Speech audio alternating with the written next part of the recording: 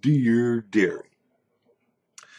So today, Friday, as it was all day, amazing how that works, was actually a really great Friday. A couple of weeks ago, I was asked to be on a podcast called Into the Portal, which deals with a couple of different game titles. But in this particular case, it deals primarily with EverQuest Next and EverQuest Next Landmark. Now, in the last week, I was supposed to be on last week, and some stuff came down, and it came out that I couldn't, they didn't, it's not that they didn't need me, it's that they didn't need me. That's not true. It's, they were afraid that they didn't have enough content to talk about. And so they were going to call me in to do the thing. But as it turns out, the third host, Zaphos, he actually was like, oh, wait, I can make it. And so he came in. And so they didn't need me. Anyway, so this week, everything turned out, being just fine. Zaphos couldn't make it. So they asked me to come in and finally be on the show. And I did. And it was great. We actually had like 65 people, I think, at our highest point in the audience, which was really awesome. We're doing it over on Twitch TV. Several of whom were some of the developers who are actually making EverQuest Next, which was very, very cool. And also Omid Dariani, stirrer-upper of trouble.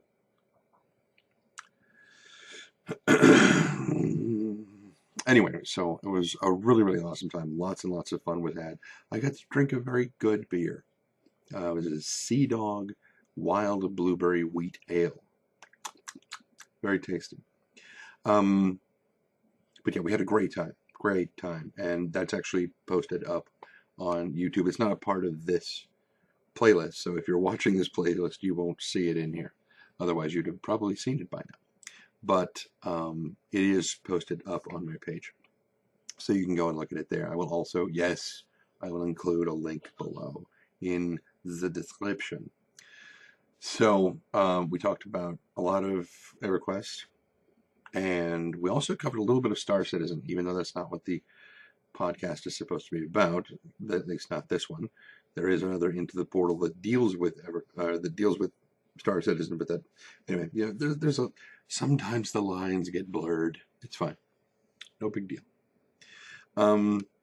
Let's see. What else have we got here?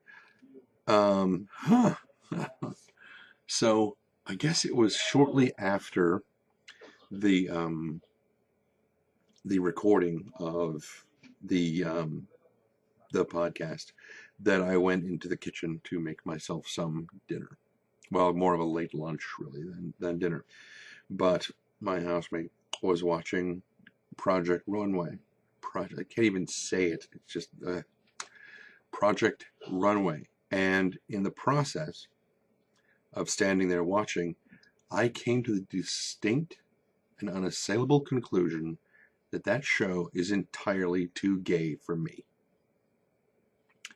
That is saying something.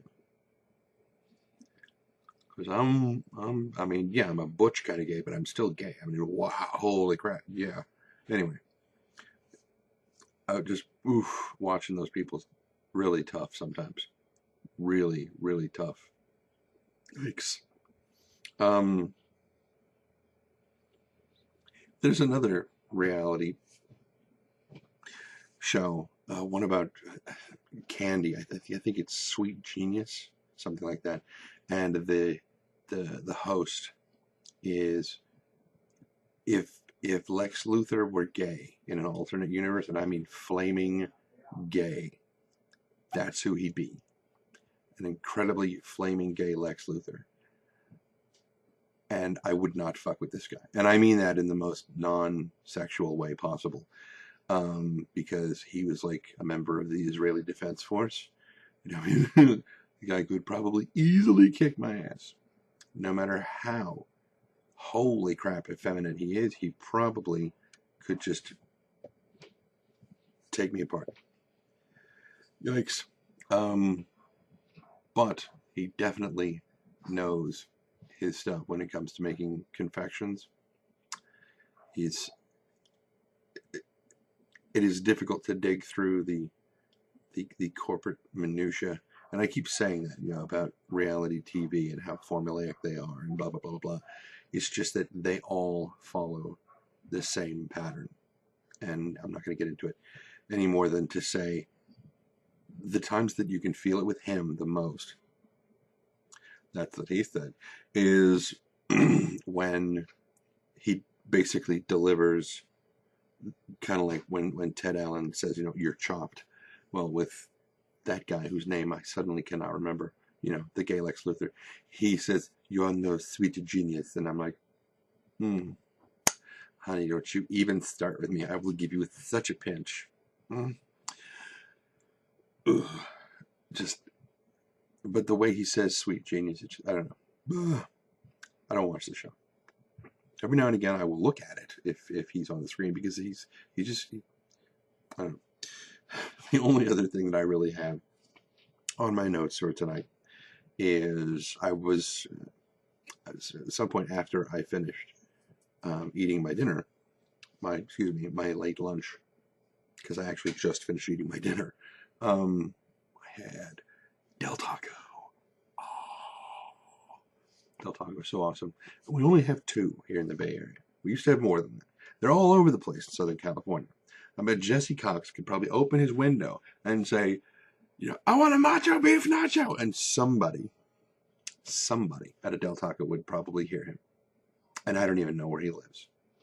I think he's in Marina Del Rey, but I'm not sure. That's where his P.O. box is. But anyway, so, yeah. Macho nachos with ground beef. Taco Bell finally I can't believe I'm comparing Mexican fast food.